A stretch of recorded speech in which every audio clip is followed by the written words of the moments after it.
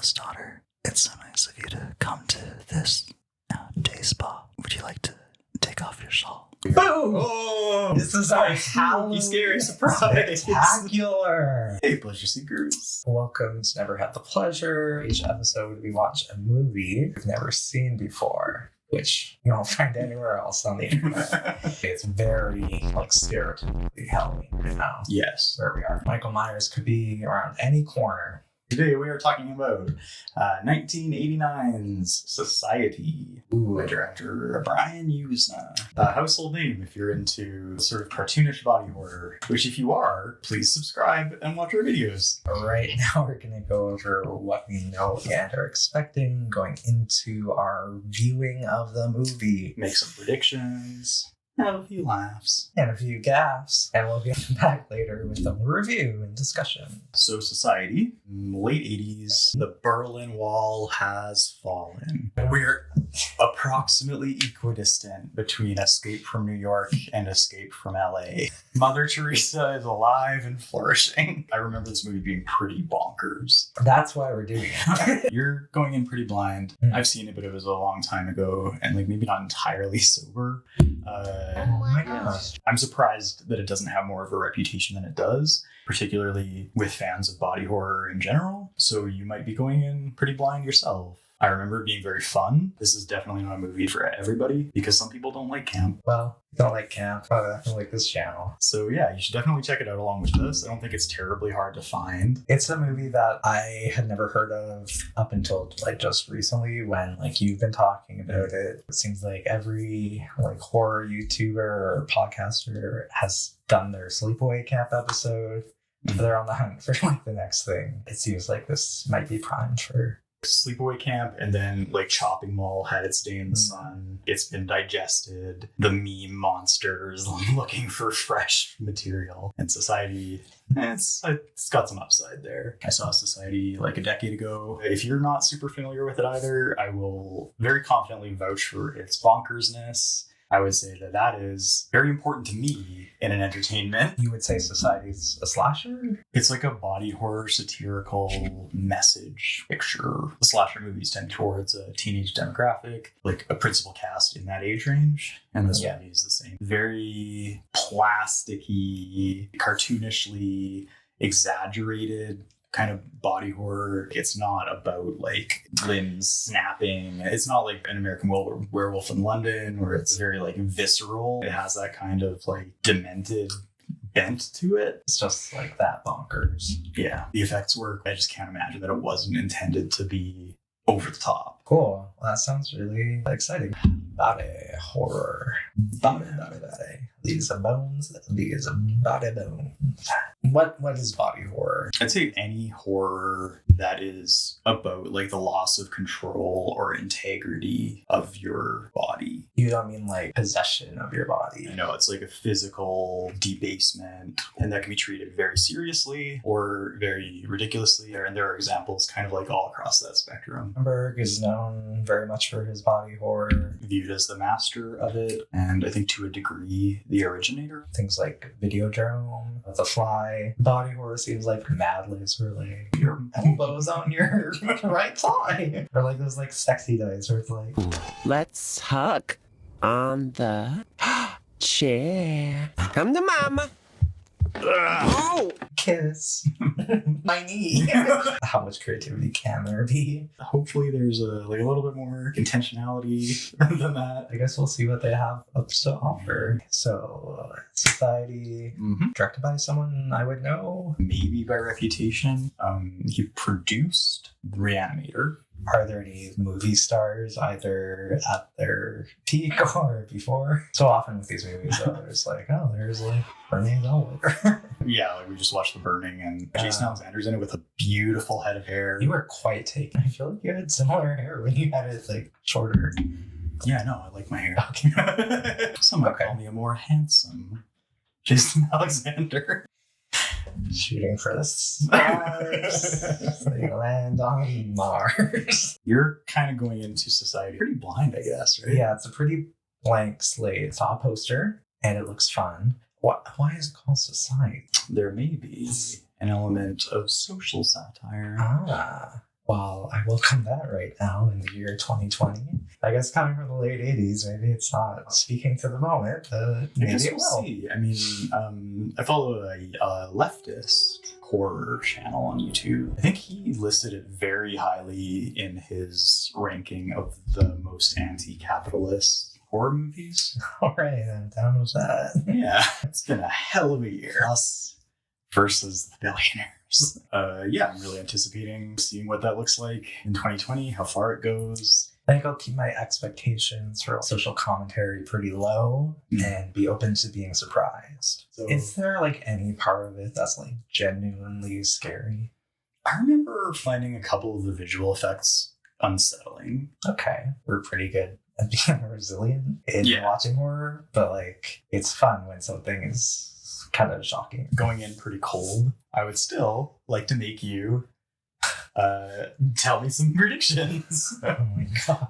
This movie largely is a cast of teenagers. Maybe they're in like the suburbs and their parents are these weird monsters. The teenagers like stumble upon this like secret like society of that involves all of their parents where they're monsters. Mom and dad, weird, gross monsters, and like turn their kids into monsters. I like movies in the suburbs and there's something going on that people don't know about.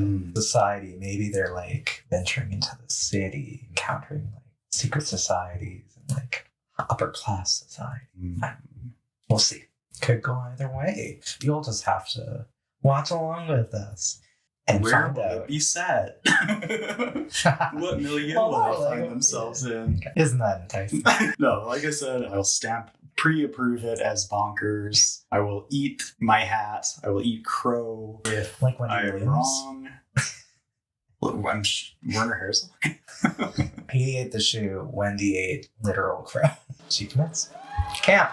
Yeah, Comes full circle. Like I said, it's not super hard to find. So hopefully you'll watch along with us. I encourage it. And we will see you on the other side.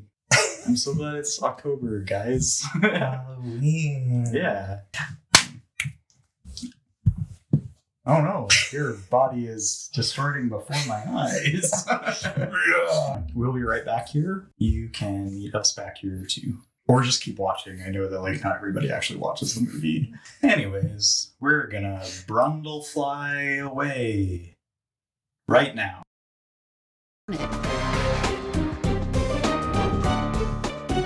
I believe in excess of everything except moderation.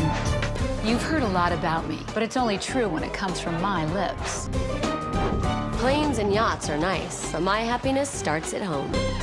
I'm an enigma wrapped in a riddle and cash.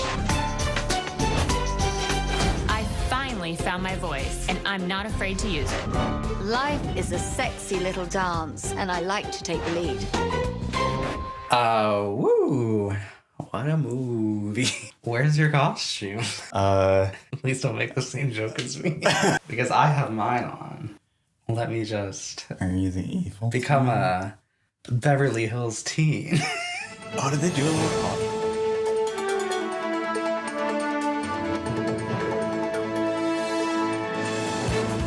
I just noticed the like hair volume. I guess my costume is that I'm pretending as a gainfully employed fast food service worker from my favorite burger joint in the town that we live in. My scalp up. You couldn't wear the rest of this. No. Oh boy.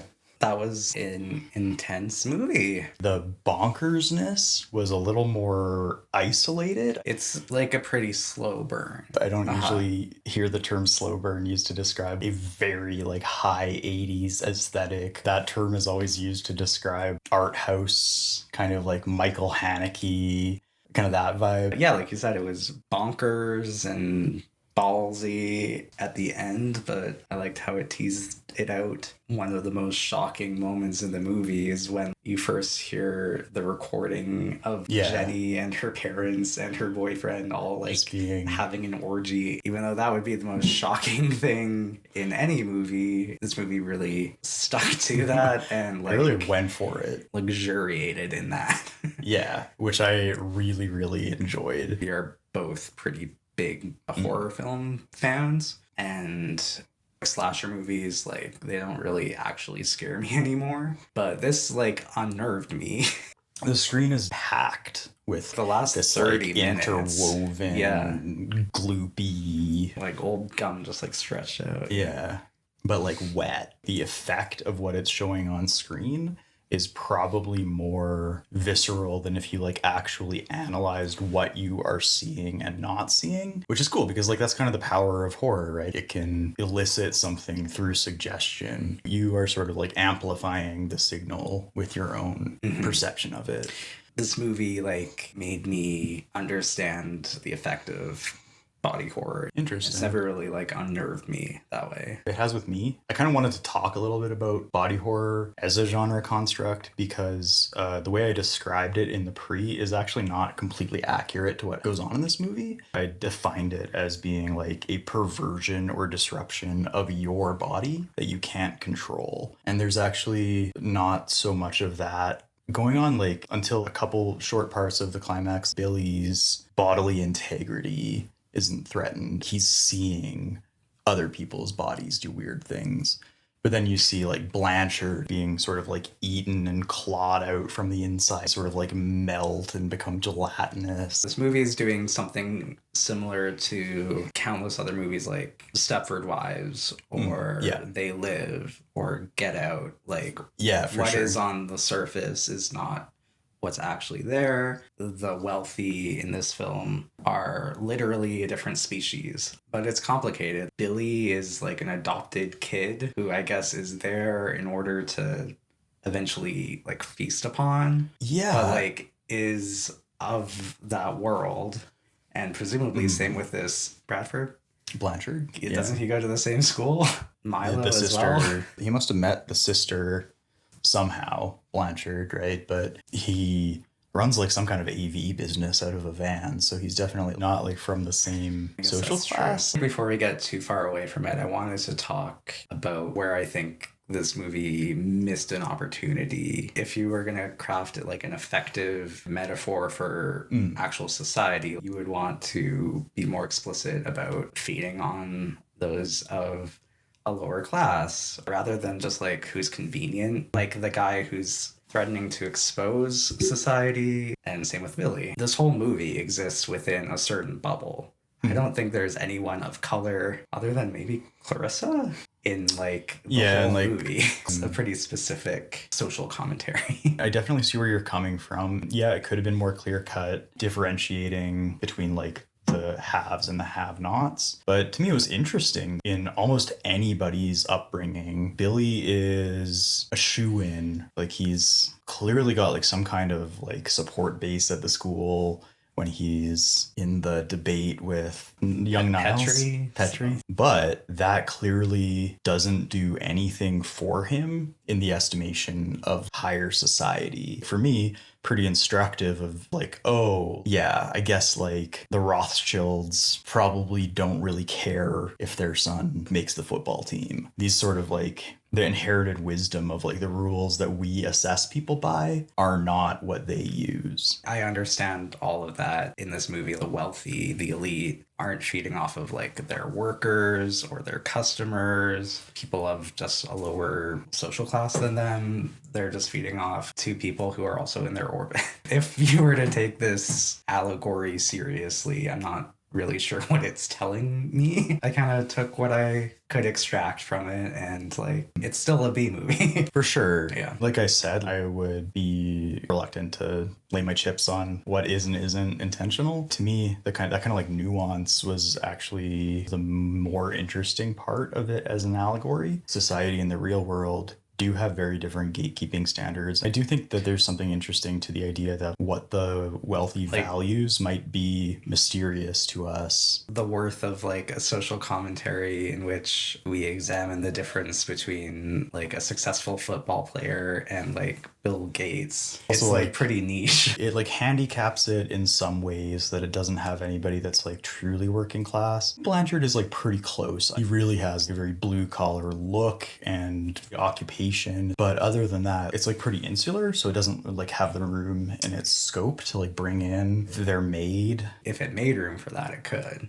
But looking at this from a 2020 lens, real life Billy would have to fuck up pretty hard to not just like end up okay. I don't know what that really contributes in terms of like social commentary. What is the analog to like his family eating him in like actual life? Yeah, I appreciated some of the kind of like fuzziness and being able to read into fine-grained differences between Billy and his family. But you're right, it's like a pretty tight focus on like a very like granular difference in class we are just like not a part of. It just like doesn't work in that way that many make the case Get Out works.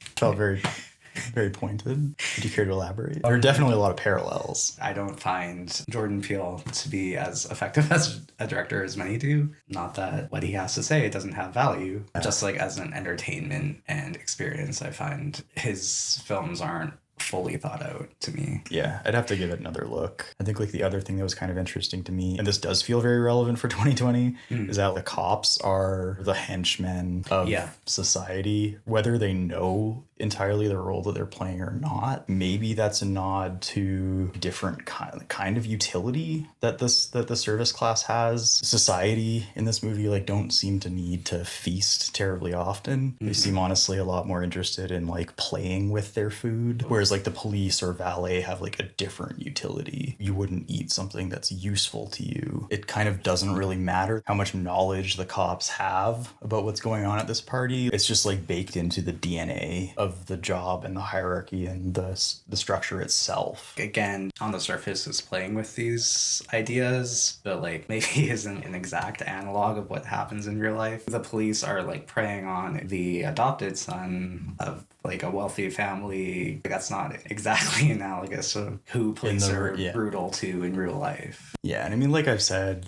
I'm really trying to like read between the lines, and who knows how much of this is intended or not. Every allegory falls apart at some level, but it is stridently and brazenly about the power structure of society. I was able to do a little bit of research on this. Brian Yuzna spent his 20s living on a commune in the Carolinas in the 70s, presumably like pretty steeped in communist lore and indoctrination. He also worked on this script for like a year with Dan O'Bannon, who wrote Alien. So I don't think it's like entirely out of bounds to suggest some of this is intentional. One of the things that I liked in the world where we have Jeffrey Epstein and Ghislaine Maxwell and someone like Matt Lauer, the involvement of sexual gratification, the complete lack of traditional sexual like taboos. Up until a few years ago, I didn't really understand how intertwined that was with the elite in this world. Yeah, that's and interesting. This movie like nailed that. Or even something like your daughter. Just look at Donald Trump. Though she does have a very nice figure.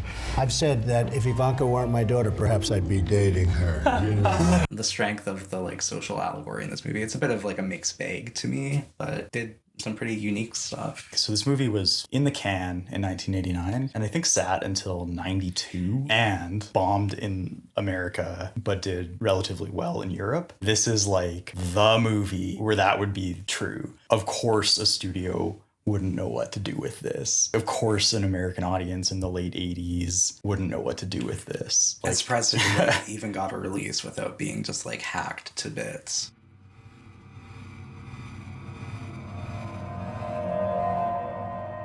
The movie starts out with Billy having like a nightmare. Has a sense of dread that something is coming that he doesn't understand. A little cold open, spooky, scary.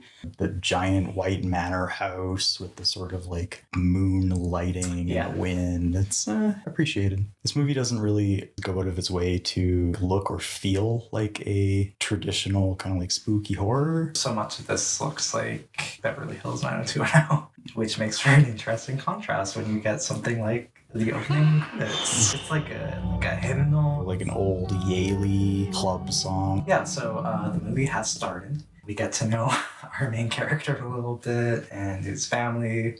It starts like just not weird enough that you're kind of like, what's going on? Jenny's just like staring adoringly into her dad's eyes. Like a little too intensely. Yeah, I'd say their relationship like starts at like the fever dream fantasy of like a daddy-daughter dance. Yeah, it goes to other places from there. The next kind of event that we should discuss is when he like stumbles upon his sister in the shower. She's just sort of like trilling to herself. That's where he's like performing a sex act. She's like spun around at the waist like a Barbie doll. Similar vibe to like the stop motion ballet animation in Evil Dead. Yeah. Like kind of like la la la, groping and or cleaning herself. Yeah, it shows some cleverness in like working within the limitations of your effects budget. Again, more about like the suggestion. I thought the sister looked a lot like Julia Stiles. Maybe a little bit less like moon-faced. Sorry, Julia. Don't come at me, swim fan. Oh wait, is that Erica Christensen? Yeah. I guess you could say I'm a little nutty. Why? I think from there we're off to the beach. What did we think of his girlfriend? Because she's doing a lot. For a lot of the movie, she is the most cartoonish thing you see. Yeah. Particularly in a series where we're talking about camp. There's some intention behind the camp of her performance, I would say. I would hope. I don't know how much of this is just like default acting style for the 80s or how much they were like coached to behave this way. It's played like high 80s straight, not like our straight. It's not gritty. No. Billy Warlock comes from Baywatch and soap operas, and I'd say like that's largely the acting style throughout. She seemed like to another level to me though. Pulled like straight out of the Saved by the Bell school of acting. So is Milo. Like he seems like the best friend from an 80s teen comedy. Speaking of performative, at the beach is where we get our first interaction with Miss Clayton. Oh. Mimi from the Drew Carey Show. Yeah, basically. We meet like Monster Mimi. We also meet Clarissa. Maybe we can talk about this more throughout as her arc develops, but she's just like an interesting character. It's quite a performance. She's got like a sense of danger. Like she's got some bite. Yeah, she starts off obviously like a temptress. Very in control. She has like a borderline dominatrix vibe. She just like completely dumbfounds him. He goes like totally slack-jawed. She's just like in with this cool group of like with Ted members. There's the sort of like head bully, like cool kid, and his sort of like sneering, sniveling lackey. So Billy's with his girlfriend on the beach. She asks him to try to get an invite to a party from Ted. That was kind of like the first of like, oh, like in a typical high school, he would just be invited to everything, and so would she, because they're like quarterback and cheerleader. So at the beach, Jenny's ex-boyfriend is this recording. Quite concerning. It's a doozy. Yeah. You would not want to hear this kind of recording about your family. Then you can do it with women as well as men. Of course. First we dine, then copulation. With someone your own age first. Then with your mother and me. It's safe to say. Billy, understandably, kind of loses it and like... Yeah. He goes to his psychotherapist, right? Yeah. Oh, Billy. He's real dumb. He leaves the tape with his therapist to listen to and get back to him on. And just kind of like goes home to bed. I don't think the therapist even like asks him to leave it. He's just like, here, listen and get back to me on it. Cut to the next day. Overnight, his family have re-recorded their dialogue to be more innocent. Not a high bar. His therapist plays back the tape, lays on the gaslighting pretty thick, but Billy doesn't buy it. I'm slowly figuring out what's going on, who is involved, but he gets sidelined by his romance with Clarissa. They fall pretty easily into being a kind of couple. She's got either a very weird sense of humor or maybe because she's not entirely human. Yeah. She just sort of like doesn't know what she's saying sometimes. How do you like your tea? Cream? Sugar? Or do you want me to pee in it? I don't think it like phases him. It really doesn't. I do have to grant that there's like basically no motivation or foundation to her character, but I really liked her. She had this like really kind of like interesting unpredictability because of being like pretty unmoored as a character, and I thought like the performance was good for like what she was given to work with. She has a kind of like sultry confidence too, like especially like in her physicality. Billy spends the night. Next morning, it turns out that Milo has been leaving these totemic omens for Billy in the backseat of his Jeep, and they're like extremely thematically on point for coming from Milo, who has no idea any of this is going on. He's the Ken doll and he's starting to lose it. He's got a screw loose. The blow up doll with the Ken doll like stuffing it into her mouth. They're actually, I think, very good shorthand for what's going on in the movie, but it doesn't make any sense that they would come from Milo. Yeah, and Shayna sees the sex doll and is just like, Billy, I can't believe you've done this to me. How could It's you? like, what do you think is going on? It's the middle of the day. I feel like at this point, there's a repeated scene that we have left out so far, which is just Billy going up to his family and flat out saying like, I know something's wrong with you. You're not normal. He does that like 6 times. Billy's like theory here is kind of ramping up. He's starting to stumble into putting pieces together. Yeah, he gets contacted by Petrie at Blatchard's funeral, right? Yeah, he goes with Milo. They seem to be the only 2 there. I guess it's just like a viewing. I think you'd want some kind of attendant for the body. Also, I feel like it's not an accident in a movie about the perversions and immoralities of blue bloods taken to the extreme. It's not a coincidence that Blatchard is presented as Jewish. There's like a big Star of David above his casket. There's like obviously like a very long and complicated relationship between the Jewish people and the blue blood ruling class and conspiracy theory. There's like something going on there. He's the first person taken out as an obvious outsider. But that's true. I hadn't thought of it. It's like, and it's not developed. No, I was gonna say it's like pretty lightly sketched out. Petrie tells Billy to meet him at a certain place and time, this park in Beverly Hills. Milo follows him there, and no one's there to meet him, but he notices like these lights or this disturbance down the hill. This car in this like clearing in the forest with its hazard lights on. Found it pretty effective, and mostly it's probably just that it reminded me of the reenactments in The Thin Blue Line, which is a movie that I find deeply unsettling. Shout out to notcoming.com for tipping me off to that movie and for framing it as a horror movie.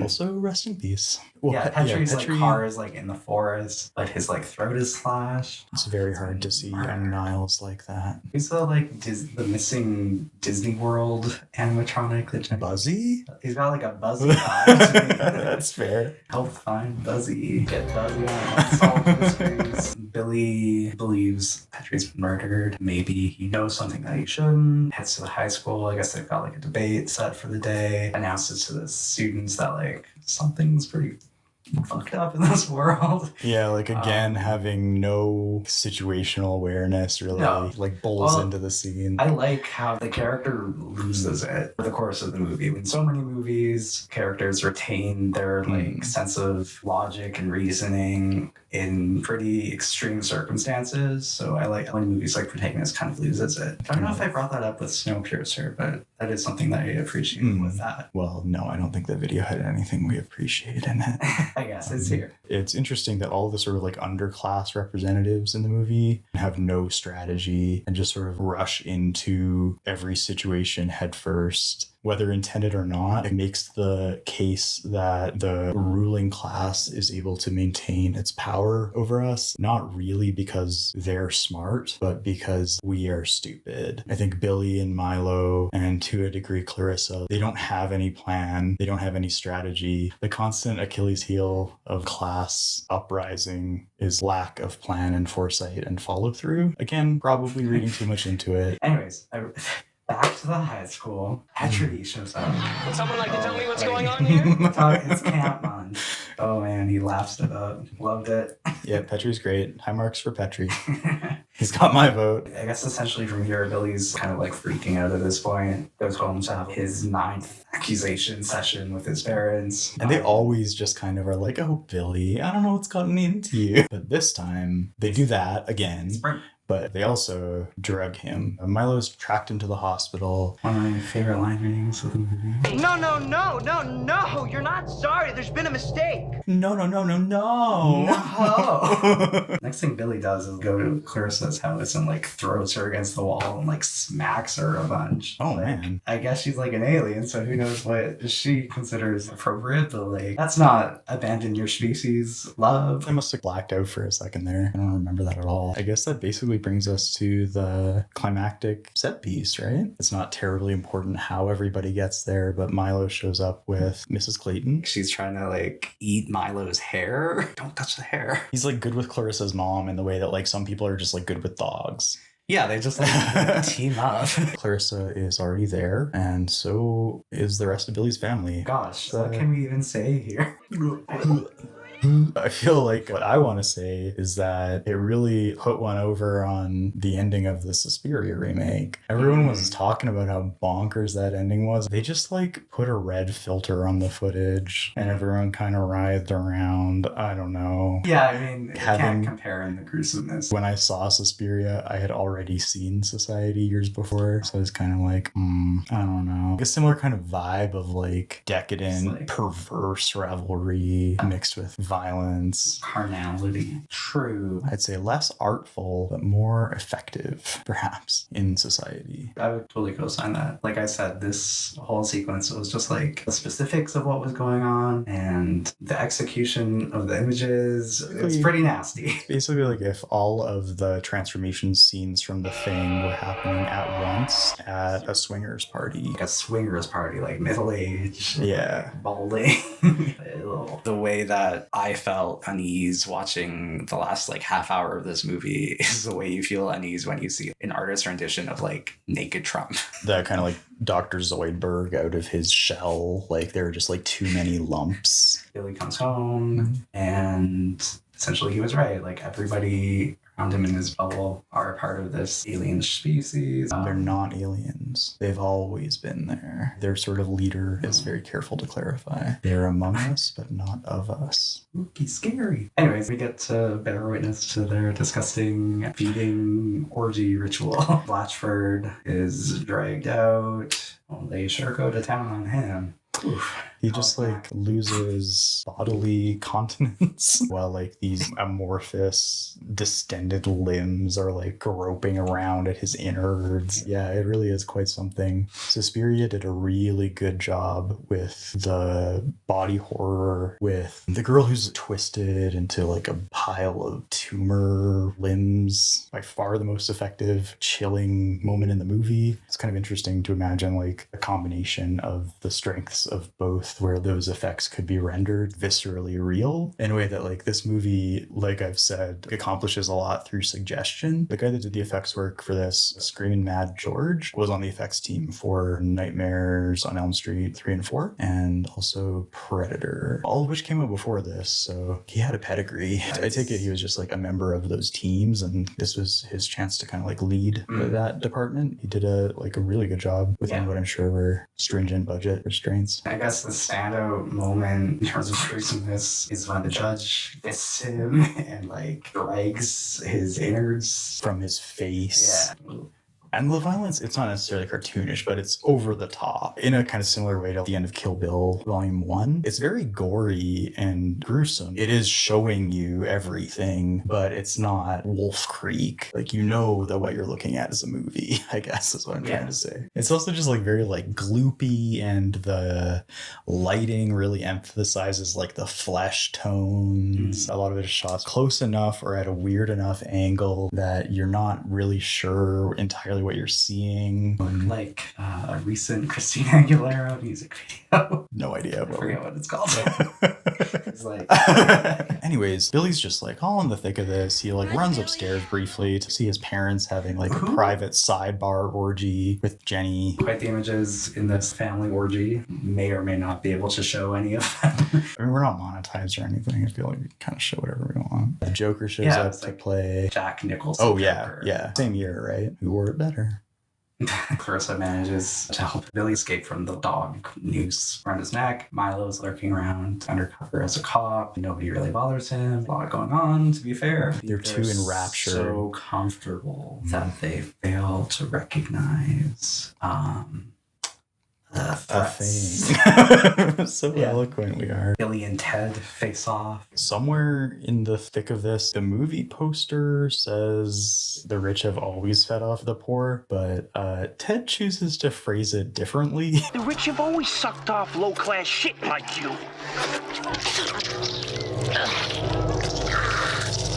Yeah, it's funny. In the pre, I was like, I don't think we really cursed at all. Maybe this is the one we can send to our grandma. I guess I just hadn't thought for even a second about the movie that we were going to go on to talk about. Not for grandmas. How does he get out of this situation again? Oh, we get the second fatal fisting of the movie. Oh, yeah. I guess he's anybody can just do that. But that's fine. After that gruesome display, we've got a ragtag little group. They're off in his Jeep, which I'm very jealous of. It's a Beverly Hills night. Yeah, it's kind of funny, right up until the end, they somehow, all three of them, make it out, but how? It really seems like they almost literally pratfall out. I'm endlessly fascinated by what happens after the end of a horror movie, thinking about the forensic detectives having to figure out what the fuck happened. And then here, okay, so yeah, they could have done a sequel where the trio, they've made their escape, but it has a slight tinge of that nihilism of something like Invasion of the Body Snatchers. They made it out, but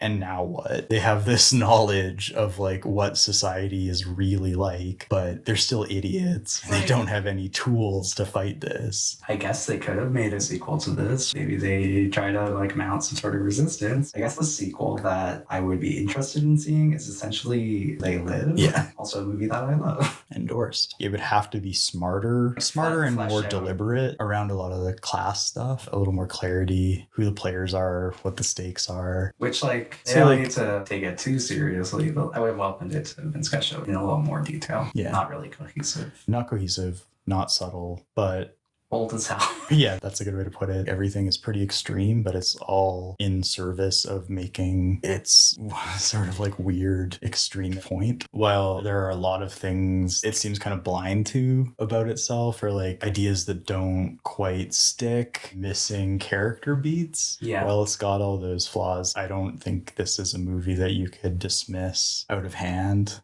ultimately you could with Chopping Mall or some of the other movies that have... Yeah, that's more just schlocky. It doesn't have more on its mind than Teens in Peril in the Mall.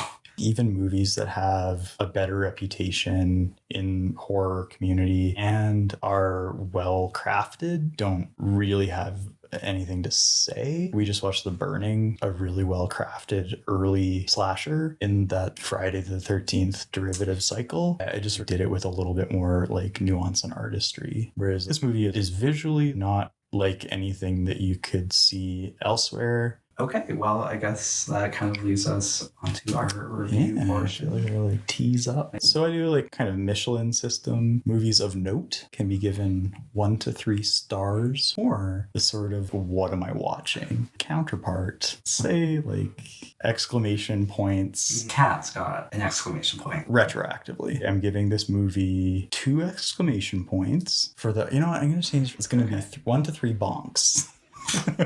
It's pretty bonkers. It's not as profoundly strange as The Happening, for example, but it's up there. Also commits to a visual strangeness that isn't present in The Happening, right? Yeah, or almost anything. I'm very tempted to also give it a star. Yeah, you can have both. Why not, right? A movie can be bonkers and have a complicated and have artistic merit too. It's not quite there. It's interesting to think about, but without being able to say with certainty what it is or isn't actually saying about some things. It's just a little bit too fuzzy. I know, Michael, you have an equally complex sure don't. I just rate my movies out of a traditional 1 to 5 star. Even though I don't think this really stands up as much of like a social commentary on like anything specific beyond just like wealth, I will still give this 4 stars. Completely unique and affecting and confident. Yeah, that confidence was really appreciated. I know this isn't going to be for everyone, but I really respect all of those things. It's always a great feeling when you see something that like you've never seen before. This is a movie that really understood how to spend its energy. Totally. It didn't get bogged down in too much motivation. Yeah, I tempted to go 3.5 because even though it's like such a slow burn and I respect that, there are so many scenes where he's just like confronting his parents, and I think like that time could have been used to like flesh out the story a little bit more. Divert a couple of those scenes to his relationships with Clarissa and Milo. Yeah, or just like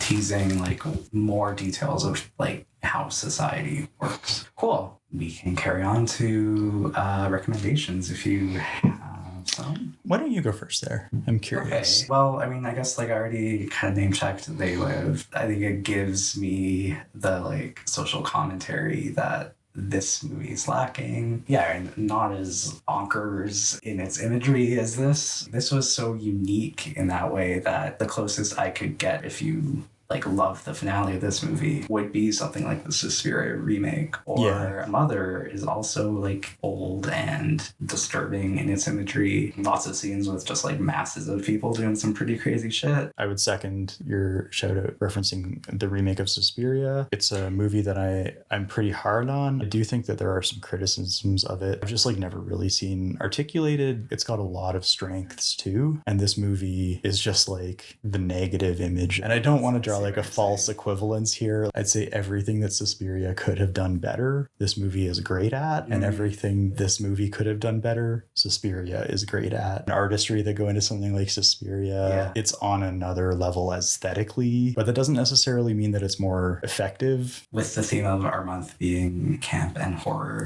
maybe not exactly horror, but I think something like Heathers has a similar sense of humor to it. Like Heathers obviously steers harder into that, which is why I love that movie and probably give it higher than 4 stars. Some of the like campier moments in this had a similarity to that. All right. Thanks for joining us. We're spooky, scary, excited for the rest of Halloween month. Love this time of year. Like and subscribe if you enjoy the video. Although having researched the algorithm a little more, it doesn't actually matter terribly. But it makes me feel good. Yeah, it does. It's a nice like dopamine jolt. Please reward us. We're just idiot dogs and we need the dopamine. Anything else? Goodbye.